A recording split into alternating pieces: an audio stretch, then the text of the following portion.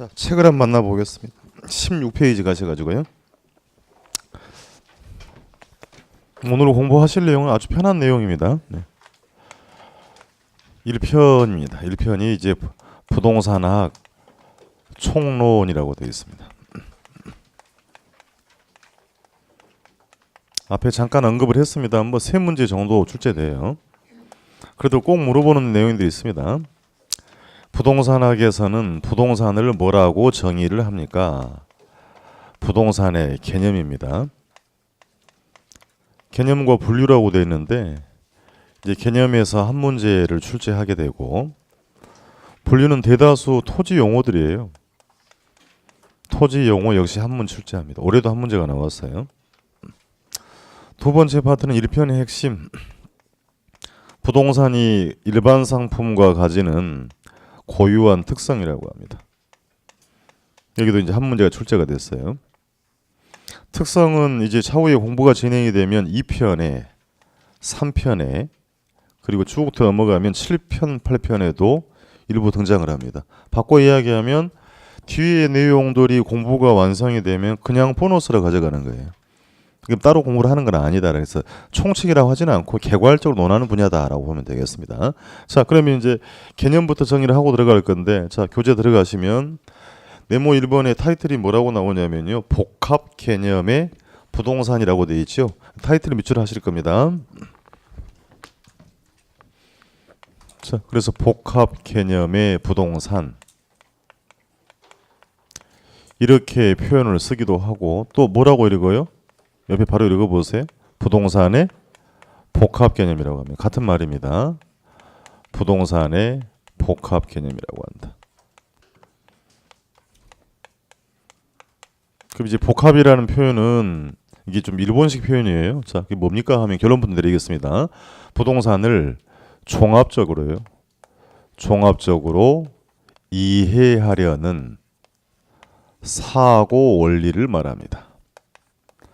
부동산을 바라보는 관점입니다. 자, 종합적으로 뭐 하려는? 이해하려는 사고 원리를 복합 개념의 부동산이라고 할 건데, 그래서 부동산학에서 따로 쓸 게 없을 거예요. 책에 다 있으니까. 크게 세 가지 3대 측면이라고 표현합니다. 그러면 세 가지를 정리할 건데 첫 번째는 기술적 측면이라고 해요. 그럼 이제 동의어 정의를 해야 될 거니까 다시 물리적 측면이라고 표현하고, 두 번째는 부동산의 경제적 측면, 세 번째는 법률적 측면이라고 합니다. 앞으로 이제 자주 등장할 표현이기 때문에 정리를 하러 갑니다. 자, 그러면 기술적이고 물리적 측면이 뭐예요? 라고 하면 우리 사람으로 따르지면요, 눈에 보이는 모습입니다. 외형적인 형태를 우리 뭐라고 한다? 읽어주세요.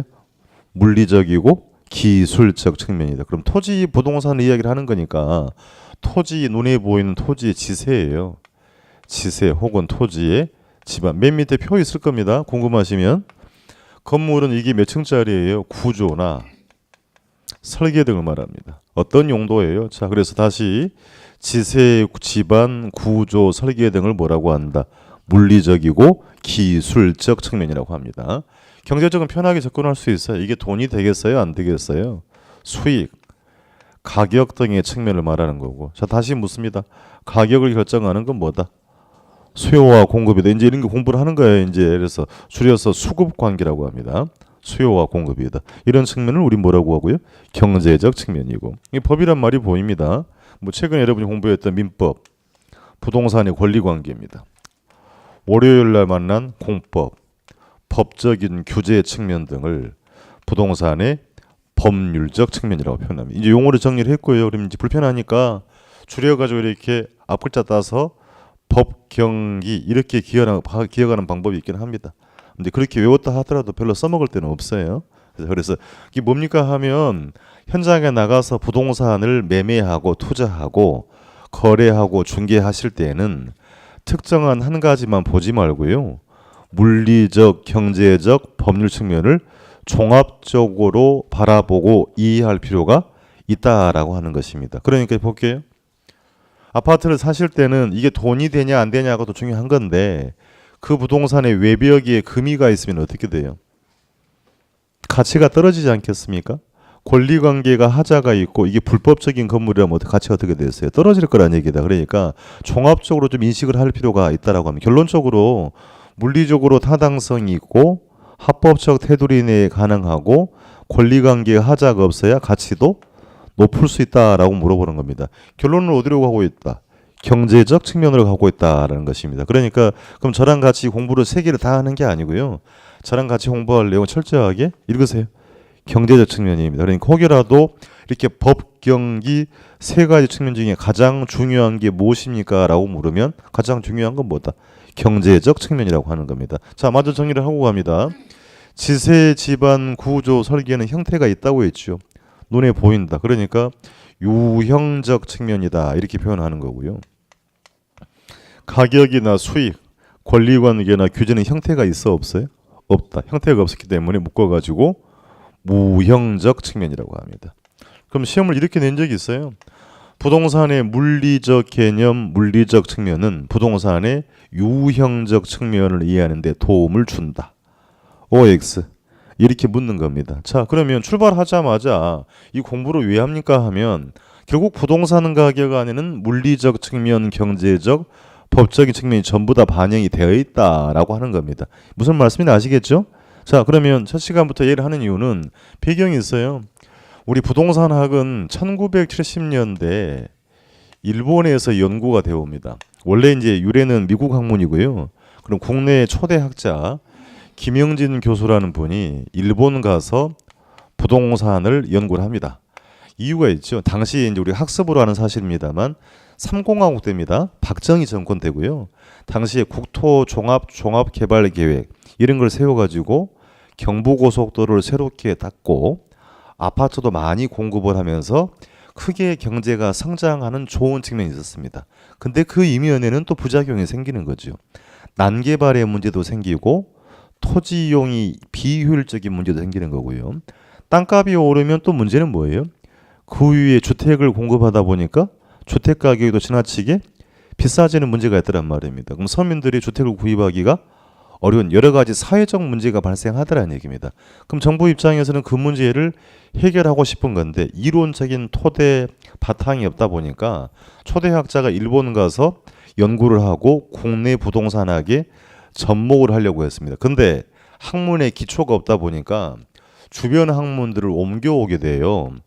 토목학, 건축학, 경제학, 경영학, 법학 등 주변 학문을 끌어옵니다. 그 끌어오는 관점을 우리는 뭐라고 읽으신다고요? 읽어주세요.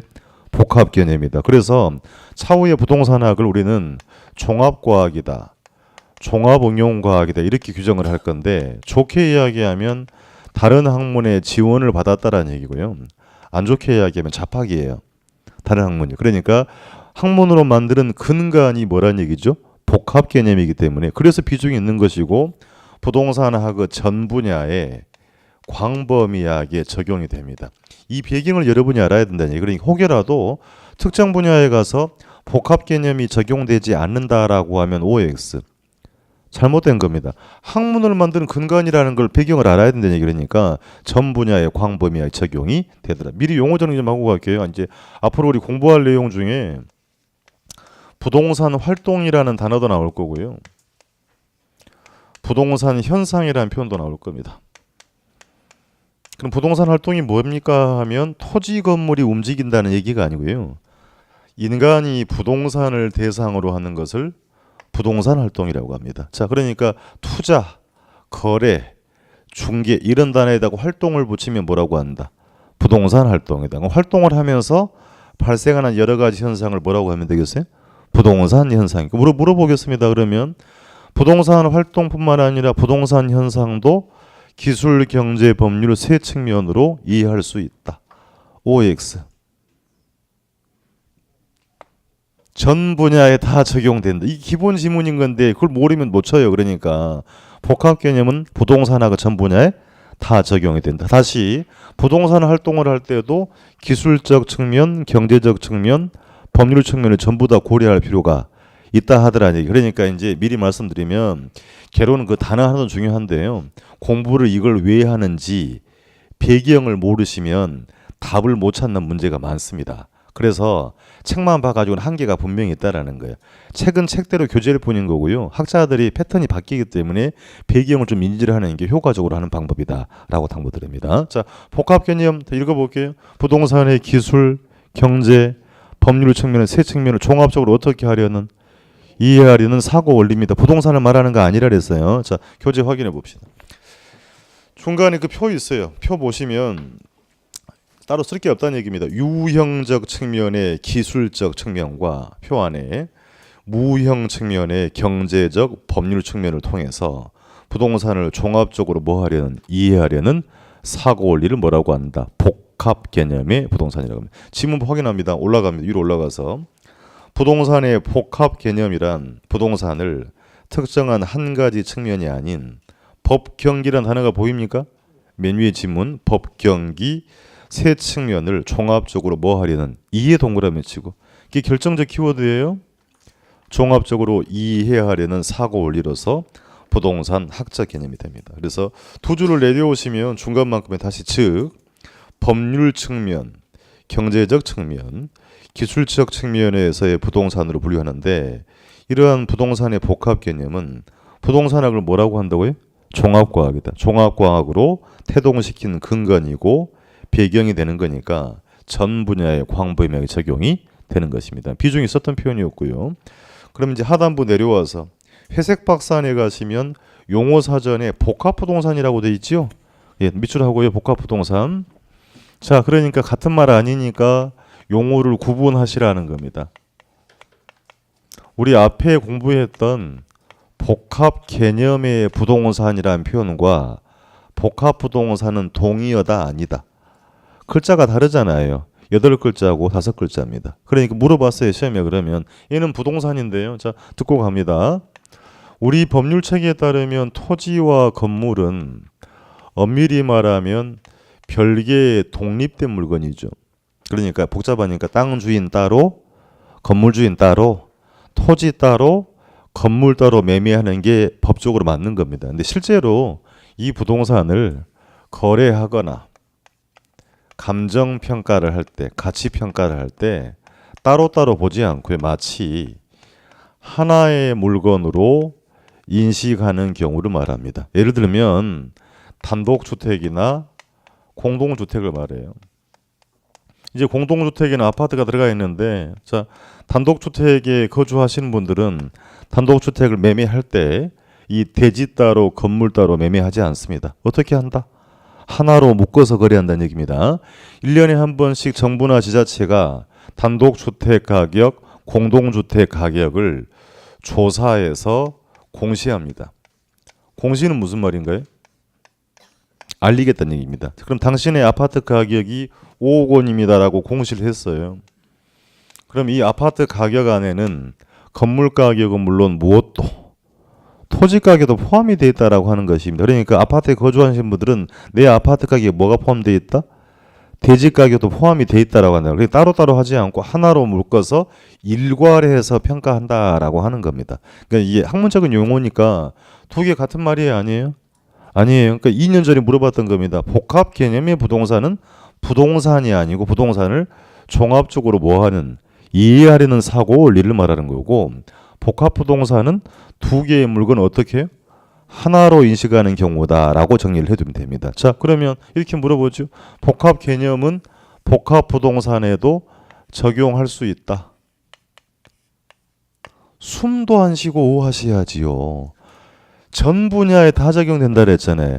그러니까 다시 복합 부동산도 기술, 경제, 법률 세 측면으로 바라보고 이해할 수가 있다 하더라. 이해되겠습니까? 그래서 이게 배경을 모르면 아주 쉬운 지문인데도 불구하고 놓친다. 제가 드리는 얘기가 그 기본기. 최근에 시험 문제가 아주 복잡하게 묻는 게 아니고 기본기를 얼마나 충실했냐고 물어보는 거냐. 이걸 외웠냐라고 하는 게 아니고 공부하는 배경 원리를 알고 있느냐 이런 문제가 많다. 아시겠죠? 유의하는 겁니다. 구분하고 갑니다. 자, 박스에 가서 복합부동산이란 토지와 건물이 결합 동그라미 치고 일체 동그라미 치고 일체로 이용되고 있는 경우를 말하는 건데 예시가 나옵니다. 이들은 대지 따로 즉 토지 따로 건물 따로 거래하지 않고 따로따로 평가하지 않습니다. 하나로 거래하고 일괄해서 가치를 평가하더라는 얘기입니다. 정리하는 표현, 즉 법적으로는 토지와 건물을 독립된 물건으로 보고 있지만 끊고 실제 부동산 활동이란 말이 보입니까? 용어 정리했습니다. 보조단 가세요. 사이드가 보조단입니다. 보조단 가시면 동그라미 2번 있죠? 부동산을 대상으로 전개하는 인간의 활동을 뭐라고 한다? 부동산 활동. 용어는 알아야 됩니다. 자, 들어가서 부동산 활동을 할 때는 토지와 건물 등이 하나의 결합된 상태로 취급하는 걸 뭐라고 한다? 복합 부동산입니다. 시험에 또 물을 수 있어요. 그러니까 대비를 해두고 하는 거고. 그럼 2번 항목이 봅시다. 2번 항목이 복합 부동산은 복합 개념과 동일한 개념 아니라 그랬죠. 용어 구분하는 거고 마지막 줄에 복합 개념의 부동산은 복합 부동산에도 적용할 수 있다. 말 됩니까? 예, 복합 부동산도 기술, 경제, 법률 세 측면으로 이해하고 바라볼 필요가 있다는 표현이었습니다. 자, 교재 칠판 볼게요. 첫 시간에 지금 개념 정리를 하고 있어요. 그럼 개념 정리도 개념도 이렇게 읽어주세요. 무슨 개념?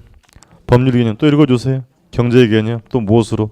세 가지로 구분의 정리를 들어갑니다. 그래서 법률 개념부터 먼저 만납니다. 그러니까 다음 페이지에 봤더니 네모 2번에 법제도적 개념이라고 되어 있죠.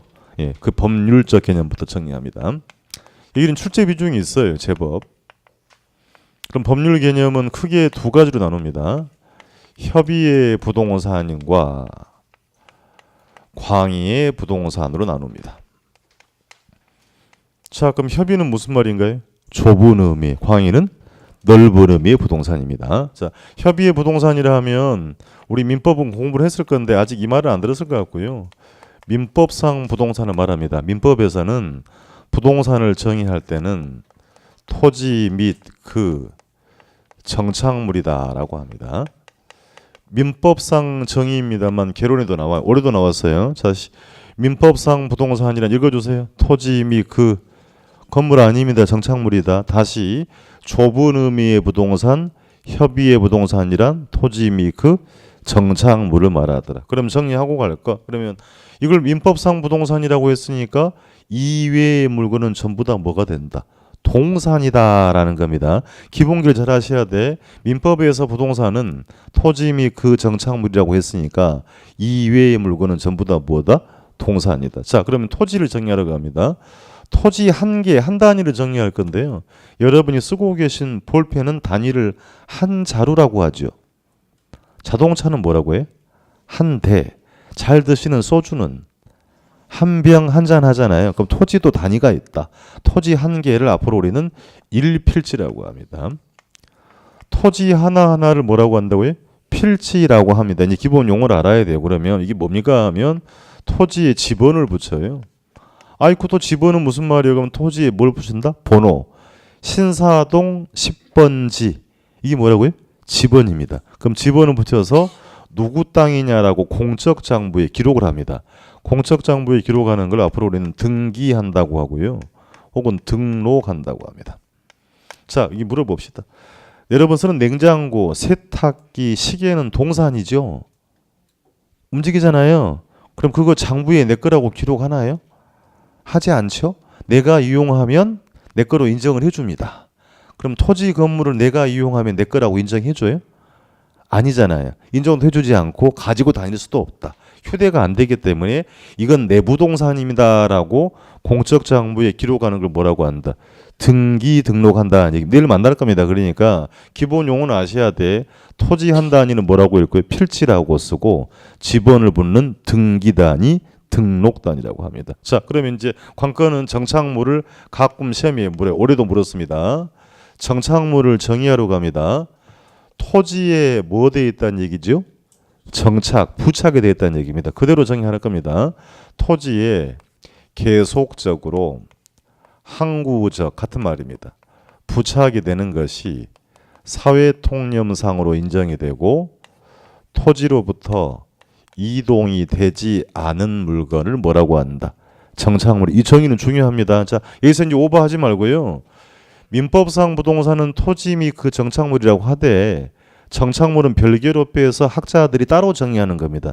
정착물은 법률 용어가 아니에요. 자, 다시 계속 항구적으로 부착이 되고 이동이 되지 않은 걸 뭐라고 한다? 정착물이다. 그럼 이걸 반대로 여기 볼게요. 계속적 부착 상태가 아니고 이동이 된다고 하면 정착물이다 아니다? 아니다. 물어봅시다. 컨테이너 박스 정착물입니까? 이동이 되잖아요. 정착물 아닙니다. 자, 앞으로 이제 만날 내용입니다. 미리 보고 갈 거예요.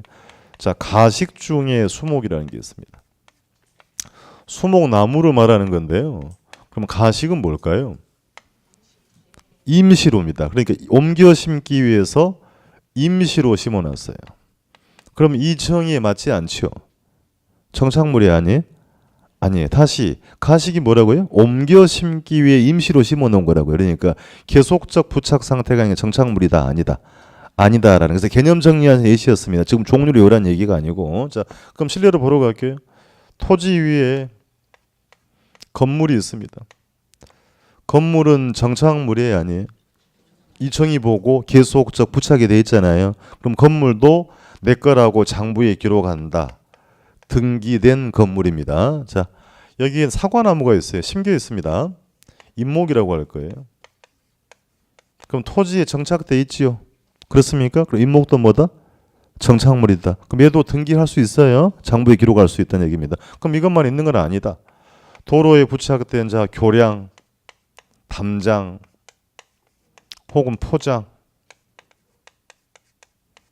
그럼 얘들은 정착물일까 아닐까요? 자, 이거 보고 읽으세요. 부착이 돼 있잖아요. 얘도 정착물입니다. 자, 그럼 구분을 하는 이유는 이렇게 등기된 건물, 등기된 임목은 등기했다는 얘기는 제가 소유권을 구분한다 그랬잖아요. 그럼 소유권을 구분했으니까 얘들은 토지를 팔 때 소유권이 뒤따라가지 않습니다. 별개의 물건이라는 얘기예요. 다시 등기된 건물, 등기된 임목 했으니까 내 거라고 표기했으니까 소유권이 뒤따라가지 않기 때문에 토지와 별개의 물건이라고 해서 이들은 독립된 부동산이라고 하는 거고요. 그럼 여러분 토지 위에 교량, 담장, 포장이 있어요.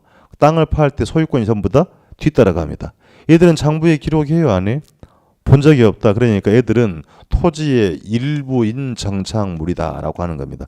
오래 물었던 거예요. 그러니까 다시 토지 위에 정착물이 매매할 때 소유권이 따라가 버리면 뭐가 되고 일부인 것이고 그렇지 않고 별개로 파는 것은 뭐다? 독립된 거다. 차후에 공부를 합니다만 정착물은 독립된 것도 있고 뭣도 있다? 일부인 것도 이 정도는 필요하다. 그러니까 올해 이걸 물었던 거예요. 그러니까 이제 종류는 묻지 않았습니다만 여러분 시험장에는 앞으로 종류도 물어볼 개연성은 충분히 있다라고 생각을 하는 겁니다. 그러니까 이 기본 정의를 잘 알고 있냐고 물어본 거예요. 계속적, 항구적 부착이 되고 이동이 되지 않은 걸 뭐라고 한다? 정착물이다. 이동이 되면 정착물이 아닙니다. 그럼 이제 물어볼게요. 자, 이제 여러분 상식을 한번 동원 한번 해보세요. 임차에는 빌려 쓰는 사람이죠. 임대인은 빌려주는 사람이다. 자, 그러면 우리가 그 아파트 되게 요즘에 아파트는 그렇지는 않습니다만 1층에 방범창이라고 있죠. 도둑 침입을 방지하기 위해서. 그렇습니까? 그럼 그걸 임대인이 설치했답니다. 방범창을 설비잖아요. 그럼 부동산의 일부로 볼 수 있다 없다. 여기 보고 읽어주세요. 계속적. 임대인이 임대의 목적으로 계속적 설치했으니까 뭐다? 정착물입니다. 그럼 임차인이 설치했다면 임대차 계약 끝나면 원상복귀하든지 본인이 가져갈 수 있죠. 그럼 계속적 상태야 아니야? 아니야. 그러니까 임차인 정착물은 정착물이 아닙니다. 임대인 설치한 것은 부동산의 정착물이다. 그러니까 그걸 외웠냐고 하는 게 아니고 이 개념을 알고 있냐고 물어보는 거예요. 계속적, 항구적 의도가 있는 것들은 뭐고 부동산의 일부가 되는 건데 계속적 의도가 아니면 정착물이 아니다. 아시겠죠? 이게 지금 법으로 하는 게 아니고 뭘로 정의하는 거예요?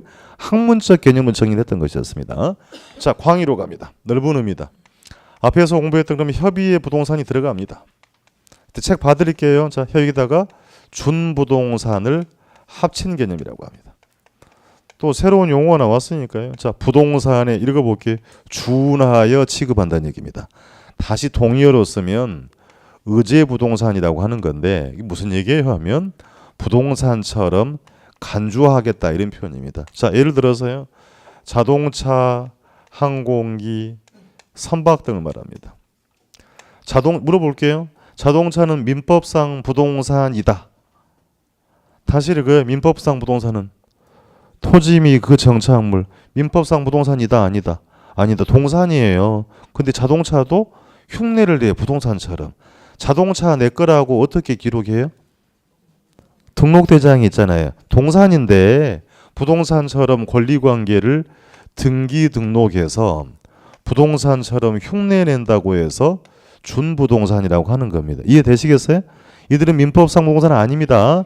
각 개별법에 의해서 뭐 한다? 등기, 등록, 내 거라고 표기해서 표기에 공시수단 이렇게 써요.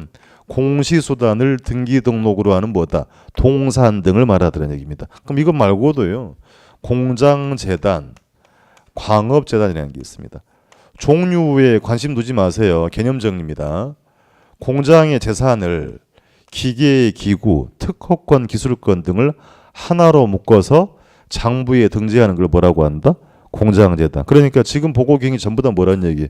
준부동산이라는 얘기입니다. 자, 그러면 좌우의 애들은 전부 다 감정평가 대상이 돼요.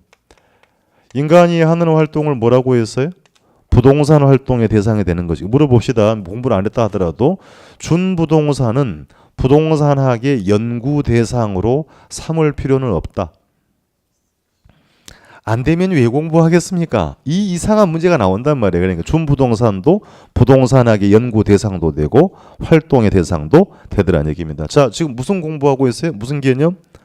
법률. 왜 법률 개념입니까? 민법상 부동산이고 부동산처럼 등기 등록 앞으로 가요. 뭘 명시하고 있다?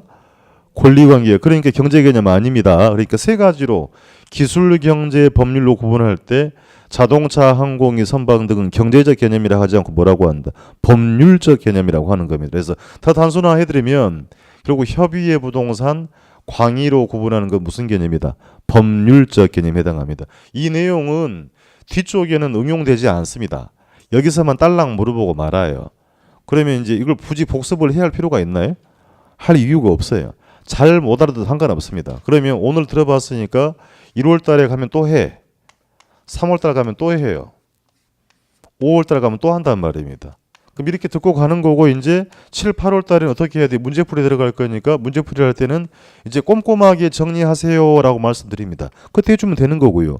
그럼 9월 달, 10월 달에 시험은 이제 매일 나오셔가지고 동유형의 모의고사를 풀어요. 그러면 이제 이해를 했냐가 문제가 아니죠.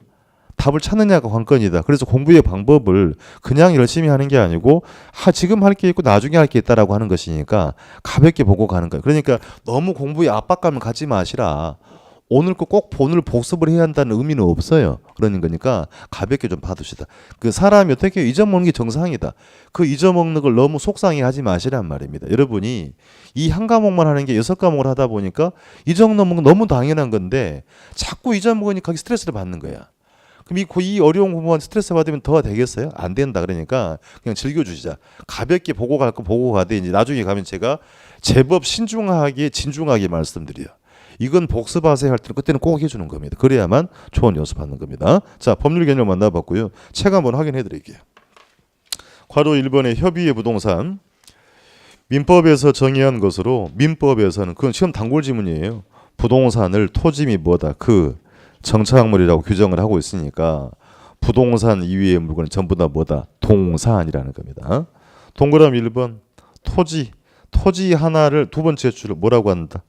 1필의 토지. 필지마다 지번 붙여서 등기부에 뭐 한다? 기재. 그 등기 혹은 등록이라고 쓰는 겁니다. 정착물 동그라미 쳐서 개념은 필요합니다. 기억에 토지의 계속적 항구적 부착이 되는 것이 사회통념상으로 인정되는 것이다 라고 돼 있지요. 이동이 되면 안 돼요. 이동이 되지 않은 물건이다. 그러면 니은에 토지 정착물에는 외우려 하지 말고요. 등기된 건물, 등기된 임목처럼 토지와 별개인 뭐가 있다? 독립 동그라미 치고 독립된 정착물이 있고 끊고 반면에 교량, 돌담, 포장 등은 얘들은 소유권이 뒤따라간다 그랬죠. 그 뭐다? 일부 동그라미 치고 다시 정착물은 토지와 별개인 독립된 것도 있고 무엇도 있다? 일부인 것도 있다. 디귿. 반면에 하나만 챙길게요. 자, 컬어버린 건축물 판잣집이 나오는데 가식 중에 수목 있나요? 가식이 뭐라고 했어요? 임시로. 임시니까 정의 안 맞죠. 걔들은 정착물이다 아니다. 정착물에 해당하지 않더라는 것입니다. 개념 파악이 우선이었고요. 그럼 동그라미 3번은 건축물 설비인데요. 자, 한 장 넘겨보세요. 거기는 지금 볼 건 아니어도 제가 언급을 했던 것처럼 니은 봅시다. 니은의 A 보시면 임대인이 설치한 것은 부동산 정착물로 취급한다고 돼 있죠. 니은의 A 맨 위에 위에 찾았어요?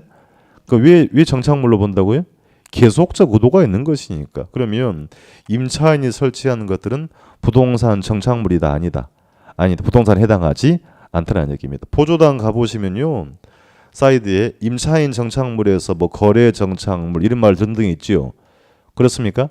말만 정착물이고 전부 다 임차인이 설치한 것이기 때문에 부동산 정착물에 해당하지 않습니다. 종류 아무 필요 없어요. 그러니까 임차인이 설치한 것들은 임대차 계약 끝나면 원상복귀 하든지 본인이 가져갈 수 있기 때문에 계속적이 아니므로 임차인 정착물은 정착물에 해당하지 않습니다. 오늘 우리가 기억할 건 뭐다?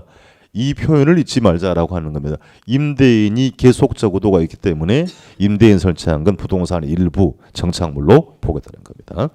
자, 내려와서 괄호 2번 광희의 부동산 갑니다. 협의의 부동산에 준부동산을 포함하는 것으로 그렇게 물어요. 시험장에 1번 준부동산은 자동차가 보입니까? 항공기, 건설기에 물론 선박은 몇 톤 이상, 20톤 이상 자, 그래서 임목처럼 물권 변동이란 말이 보이죠? 동그라미 쳐봅시다. 용 어렵다. 들어봤어요? 물권 변동이란 말?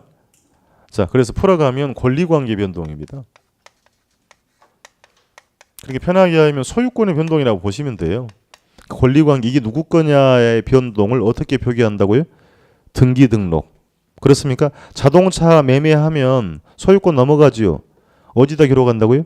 등록대장이에요. 그러니까 자 물권 변동을 등기나 등록의 수단으로 하는 동산이나 끊고 공장재단, 광업재단은 동산과 부동산의 결합물이라고 하는 겁니다. 지금 뭘 읽고 있는 거죠? 준부동산의 정의를 읽는 겁니다. 종류 빼고 읽을게요. 다시 두 번째 줄에 물권 변동을 등기나 등록의 수단으로 하는 동산이나 다음 줄에 동산과 부동산의 결합물이 뭐라고 해요? 준부동산은 정의한 겁니다. 그럼 동그라미 2번에 준부동산은 민법상 부동산이다 아니다. 아니지만 부동산처럼 등기 등록의 방법으로 공시해서 부동산에 준하여 취급한다 그랬죠. 그래서 부동산학의 연구 대상도 되고 활동의 대상도 되더라는 겁니다. 따로 필기하실 거 없습니다. 그죠? 책에 다 있어요. 그러니까 이게 꼭 그 메모 굳이 할 필요 없기 때문에 가볍게 좀 봐두시면 되겠습니다. 자, 법률 개념을 정의했던 거요. 내려갈 겁니다. 네모 3번 이제 두 번째 순서대로 경제적 개념을 정의하러 갑니다. 여기가 이제 여러분이 본격적으로 공부를 할 내용이에요. 자, 그러면 경제 개념을 정의를 할 건데 쓰실 거 없고 그러니까 부동산을 생산의 관점에서 소비, 교환 혹은 분배, 투자의 관점. 자, 이 봅시다. 이 단어의 느낌, 뉘앙스가 법률적 개념인가요? 생산, 소비, 교환이란 말이 뭐예요? 경제 개념이라는 얘기. 이제 그럼 이제 하나씩을 점검을 합니다. 첫 번째, 부동산은 자산입니다라고 합니다. 두 번째, 자본의 성격도 있고요. 세 번째, 부동산은 생산 요소가 되기도 합니다. 생산 요소는 다시 생산재다라고 표현하고요. 네 번째, 부동산은 소비재 혹은 상품의 성격을 갖기도 합니다. 암기하는 거 아니고요. 봅시다. 다시 무슨 말인지 모르더라도 이 단어의 느낌, 자산, 자본, 생산 요소, 소비재, 상품의 개념은 법률 개념이다 아니다. 전혀 거리가 먼 내용입니다. 자, 그럼 이제 하나씩 정리하라고 하면 쉬운 것부터 할게요. 소비하는 재화라고 되어 있어요. 콜라를 뭐 한다고요? 소비한다. 커피를 뭐 한다고요? 소비한다고 하잖아요. 자, 그러면 그걸 사서 마시려면 반대급부 대가를 지불하셔야 되죠. 뭐 내셔야 돼? 돈. 그럼 돈이라고 제가 쓸까요? 자, 가격을 지불한다고 합니다. 그럼 커피를 마시고 났더니 콜라를 마시고 나면 기분이 좋던가요? 안 좋던가요? 또 고민이 필요하신가 봐. 시원하다, 깔끔하다 이런 말씀 하시잖아요. 그럼 기분 좋죠. 그럼 기분 좋다라는 것을 시험장에 쓰는 표현으로는 효용이라고 합니다. 이제 이런 게 익숙해 하셔야 돼. 재화를 소비함을 통해 느끼는 주관적인 만족을 뭐라고 한다? 효용이라고 합니다. 뭐라고 한다고요? 효용이다. 그러니까 이제 수업 끝나고 댁에 가시다가 배고파 식당 가서요. 밥을 사 드셨으면 밥을 잘 먹었네도 좋은데 어떻게 하라고요? 효용이 높아지네 한번 해보세요. 주변에 좀 이상한 사람이라고 할 겁니다. 근데 필요한 거예요. 자, 그러니까 그러면 왜 합니까? 물어봐요. 이제 주택 토지도 소비재가 될 수 있다. OX. 오 되니까 공부하는 거예요. 다시 그러면 봅시다. 임차인은 임대주택에 살려면 임대료 지불해야 되죠. 가격 지불했잖아요. 임대주택을 뭐 한다? 소비했다라고 한단 말입니다. 자, 아파트를 산 목적이 가격 상승 이거 관심 없고요. 나는 내 집에서 평안하게 행복하게 살고 싶어요. 이 마음으로 구입했으면 아파트가 뭐가 돼요? 소비재가 되죠. 근데 동시에 이왕이면 집값도 올랐으면 좋겠다. 이 마음을 갖지요. 동시에 뭘로 보고 있다? 자산으로 보고 있단 말이에요. 그러니까 자, 여러분 좋아하는 주식 채권은 뭐라고 해요? 자산이라고 해요. 그러니까 자산이 뭐예요 하면 자산 증식의 수단으로 투자 목적으로 매입하는 걸 뭐라고 한다? 자산이다. 다시 묻습니다. 주식 채권을 소비한다고 합니까? 그렇게 하지는 않단 말입니다. 콜라 소비를 자산이라고 해요? 그렇게 하지는 않습니다. 그러니까 일반 상품은 소비재와 자산의 성격이 구분이 돼 있지요. 그렇습니까? 다시 휘발유를 뭐 한다고 해요? 소비한다. 부동산은 이 두 개의 성격이 혼재가 돼 있다는 얘기입니다. 그래서 의사결정을 잘못하는 경우가 상당히 많아요. 자, 집값이 크게 큰 폭의 하락의 조정을 겪으면 실수요자라고 하면 사야 돼요? 안 사야 돼요? 여기 보세요. 소비자는 자 물어볼게요. 커피 가격이 비싸지면 커피의 소비량은 줄일 거 아니에요. 뭐 때문에? 내 만족을 행동한다. 커피 가격이 떨어지면 커피의 소비량을 늘리는 게 합리적인 선택이란 말입니다. 그러면 주택을 소비재라고 봤다면 집값이 내려가면 사야 되죠. 근데 사요 안 사? 안 사. 왜 안 사요? 그래요. 그러니까 잘못하고 있는 거야. 그죠? 그러니까 집값이 떨어지기 시작하면 더 안 산다. 왜 더 떨어질 것 같으니 그게 뭐 그렇게 느끼고 있는데 문제는 가격이 이제 반등해서 오르기 시작하면 그제서야 한번 사보겠나라고 오는 겁니다. 거꾸로 하고 있다. 뭘 느끼는 거냐면 부동산 시장은 비이성적 시장입니다. 교과서적으로 접근하면 안 된다라고 이야기를 하는 겁니다. 집값이 폭락을 하기 시작하면 더 폭락하는 위험이 있는 거고요. 오를 때는 더 크게 오르는 문제가 있다. 사람들이 그걸 소비재와 뭘로 두 가지를 동시로 인식을 하고 있단 말이에요. 근데 얘보다는 얘로 더 강하게 인식을 한단 말입니다. 그러니까 거꾸로 하고 있는 경우가 많다. 그러니까 여러분이 공인중개사예요. 이제 차이는 있습니다만 언론 보도에 한 2억 내려갔다면서요. 강남 지역에. 아니면 말고. 그러면 자 가격이 2억 내려왔는데 실수요자가 지금 사야 됩니까? 물어보면 어떻게 해줘야 돼? 더 내려가니까 다음에 오시라고 할 거예요? 와 아니라는 얘기예요. 그러니까 그래서 이게 사람마다 관점이 달라진다. 가격 상승 기대감 때문에 매입했으면 뭐가 되고요? 자산. 기대감 때문에 샀으면 뭐예요? 자산으로 본 거 아닙니까? 그럼 다시 효용을 위해서 가격을 지불한 것보다 소비재다. 이런 관점으로 공부가 들어간단 말입니다. 그 차이를 묻고 있기 때문에 용어를 정확하게 정리를 분명히 해줄 필요가 있다는 얘기예요. 다시 주식 채권은 뭐라고 하고요? 자산, 투자 목적으로 매입한 부동산, 재테크 관점으로 매입한 부동산, 가격 상승 기대감으로 매입했으면 자산의 성격이긴 합니다만 효용을 위해서 지불했으면 뭐다? 소비재의 성격이 있다. 쉬운 것부터 갑시다. 상품은 쉬워요. 쓰는 여러분 얘기가 공급자가 돈을 버는 수단입니다. 이윤 창출을 위해서 재화를 팔아먹었으면 뭐가 된다? 상품의 개념이다. 그러니까 자 택지 개발은 공적 주체는 물론이고요. 민간 주체도 할 수 있습니다. 그럼 택지를 개발해서 팔아먹었다는 얘기는 분양했다는 얘기잖아요. 뭐가 된다? 상품이다. 다음 주감 또 나옵니다. 소비자는 무엇을 위해서 행동한다고요? 효용. 공급자는 그러면 이윤으로 행동한다. 이게 기본적으로 우리는 알고 들어가는 것입니다. 자 위로 올라가세요. 자산과 자본은 동의어일까요? 아닐까요? 아니니까 구분하는 겁니다. 다시 얘는 뭐라고요? 투자 목적으로 매입한 거고 이제 영문을 쓰면 자산은 에셋이다 이렇게 표현하는 겁니다. 의미를 보기 위함이고요. 자본은 캐피털이라고 합니다. 그럼 단순하게 말씀드리면 사업의 미천입니다. 사업을 하기 위해 들어가는 미천을 우리는 뭐라고 한다? 자본이라 하더라는 얘기입니다. 피자 가게를 하시려면 피자를 만드는 기구, 기계가 필요하죠. 배달하는 오토바이도 필요하지요. 다 뭐라고 해요? 미천이라고 한단 말입니다. 자, 구체화합니다. 건설업자는 아파트를 팔아먹는 게 주 목적이죠. 그럼 아파트를 이제 우리는 최종 재화다라고 표현합니다. 그럼 아파트를 만들어내기 위해서는 중간에 여러 가지를 투입을 해야 됩니다. 자, 토지 있어야 되죠. 땅이 있어야 공급할 거 아니에요. 그럼 그 토지는 중간에 투입이 되었기 때문에 중간재라고 표현합니다. 뭐라고 읽는다고요? 중간재. 그러니까 최종 재화를 만들어내기 위해 중간에 투입된 재화를 중간재라고 쓰고 중간재 토지는 자산이 아니고 뭐다? 자본이다 하더란 얘기. 그래서 이게 저게 내 인생과 무슨 관계인지 할 문제가 아니다라고 했어요. 언론 보도에 뉴스 보도에 자본재 수입이 추세적으로 늘어난다라고 나오면 그러는가 보다 하면 안 됩니다. 자본재가 그럼 뭐라는 얘기? 중간재예요. 그러니까 제품을 만들 때 중간에 필요한 게 뭐 있어요? 대표적으로 기계기구입니다. 그럼 기계기구의 수입이 늘어난다는 얘기는 기업들의 생산을 늘리고 있다는 얘기잖아요.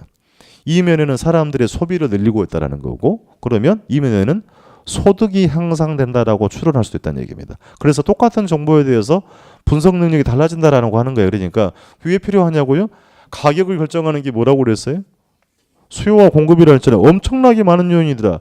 기업 경기가 좋아져야, 상장 기업의 영업 실적이 개선돼야 소득이 향상되고 그게 부동산 수요로 옮겨갈 수가 있는 겁니다. 그러니까 여러분이 증권 투자를 하고 안 하고는 별개의 문제예요. 증권 시장이 어떻게 움직이는지도 면밀히 봐야 된다. 그것이 어디에 영향을 준단 말이에요? 부동산에 영향을 주기 때문에 관심을 둘 필요가 있다라고 드리는 겁니다. 그래서 용어를 좀 구분한다고 보시면 되는 겁니다. 자, 하나 남았어요. 생산 요소로 갑니다. 재화를 생산하기 위해 투입된 여러 가지 요소예요. 학창 시절에는 다 들어봤을 겁니다. 생산의 3대 요소라고 들어는 봤는데 기억에는 또 없다. 그러니까 토지, 자본, 노동을 흔히 생산의 3대 요소라고 합니다. 분필은 어디서 만들어내요? 공장에서. 공장을 구성하는 뭐가 있고? 토지, 땅만 있으면 됩니까? 뭐도 필요하고 자본, 돈도 필요한 것이고 뭐도 필요하다. 일도 해야 된단 말입니다. 현대적 의미로 경영까지 포함하기도 합니다. 종류 외우는 거 아니고 자, 이 네 가지를 뭐라고 읽으신다고 읽어주세요.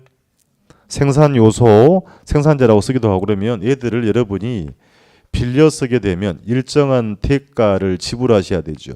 빌려 쓰면. 자, 자본을 제가 돈이라고 한정해 보겠습니다. 빌려 쓰면 뭐 내셔야 돼? 이자. 아우 잘하네. 노동을 빌려 썼다는 얘기는 고용을 했다는 얘기잖아요. 고용의 대가 뭐 줘야 되고 임금. 경영의 대가는 물론 이윤이라고 합니다. 그럼 토지를 빌려 쓰면 뭐 내셔야 돼? 안 빌려봐도 모르겠어요? 건물 임대료, 토지 임대료. 그럼 줄였습니다. 지대라고 씁니다. 토지 임대료 줄여서 뭐라고 쓴다고요? 지대. 그러니까 민법 시간에는 앞으로 지료 이런 말을 들을 거고요. 개론 시간에는 지대라고 합니다. 그러니까 표현을 정리하면 토지 사용 수익 대가가 뭐다? 지대한단 말이에요. 그러니까 위에 네 가지를 뭐라고 읽고 생산 요소.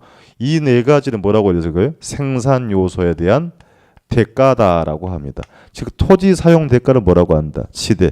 그럼 시험에 이게 뭐냐고는 안 물어요. 근데 앞으로 공부할 때 이 용어를 모르고 있으면 붕 떠서 간단 말입니다. 그래서 정의를 하는 거다. 그럼 우리 공부하는 건 부동산이니까 비교해 봅시다. 토지와 나머지 것들은 분명히 차이가 있어요. 자, 돈 움직이죠? 안 움직여요? 돈 움직입니다. 미국 시장에서 정기예금 금리를 4% 주면 국내 자본은 어디로? 미국 시장 갈 수 있어요. 돈은 움직이는 거야. 자, 다시 부동산보다 증권 시장이 돈이 된다고 하면 돈은 다 어디로 간다? 증권 시장, 자본은 움직이는 겁니다. 자, 노동도 어떻게 돼요? 움직여요. 대전에서 일하는 것보다 강남에 일하는 게 더 많은 임금 받는데 움직이죠. 얘들은 전부 다 움직입니다. 그래서 능동적 생산 요소라고 합니다. 그럼 토지는 이동이 되나 안 되나? 여러분 땅이 평창에 있다고 합시다. 강남에서 더 높은 임대료를 준대요. 평창을 땅을 들어서 이렇게 올 수 있어 없어요?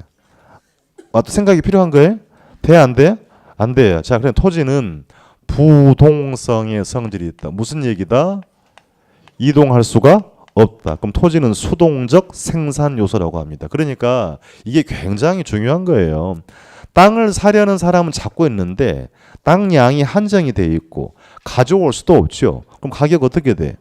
오를 수밖에 없다라고 하는 겁니다. 그걸 좀 물어보는 거예요. 그러니까 그래서 토지는 수동적 생산 요소고 그 사용 대가를 뭐라고 한다? 지대. 앞으로 자주 나올 거니까 대비를 하는 겁니다. 그러니까 당장 다음 주 가면 이렇게 표현이 바뀌어요. 생산 요소 가격이라고 나옵니다.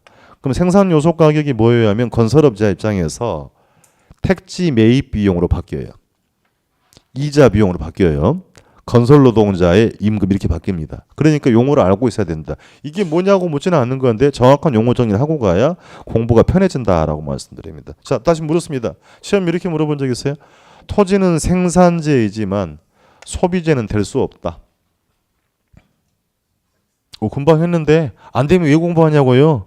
될 수가 있다. 그 용어 정리되어 있냐면 다시 토지는 생산재가 되기도 하고 소비재가 될 수도 있다. 이렇게 묻습니다. 자, 우리 시험에 10년 전에 다음 중 부동산의 경제적 개념에 해당하지 않는 것 1번 자산, 2번 자본, 3번 생산 요소, 4번 소비재, 5번 광업재단.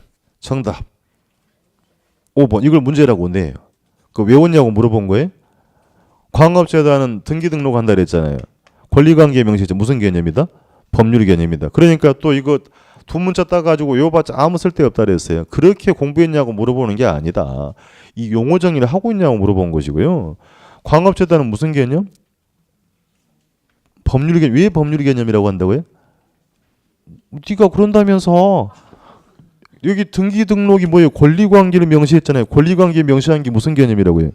법률 개념 하더라는 얘기. 그렇게 공부를 하고 들어가는 겁니다. 그러니까 이제 다음 주부터 만날 내용은 우리 홀수달에는 이 세 가지 관점으로 공부를 할 거고요. 짝수달에는 두 가지로 공부가 들어갈 겁니다. 오늘은 용어 정의만 한 것이고 이제 세부적으로 앞으로 만나게 될 거라는 얘기입니다. 자, 그럼 하나 남았는데 체크 한번 해드릴게요.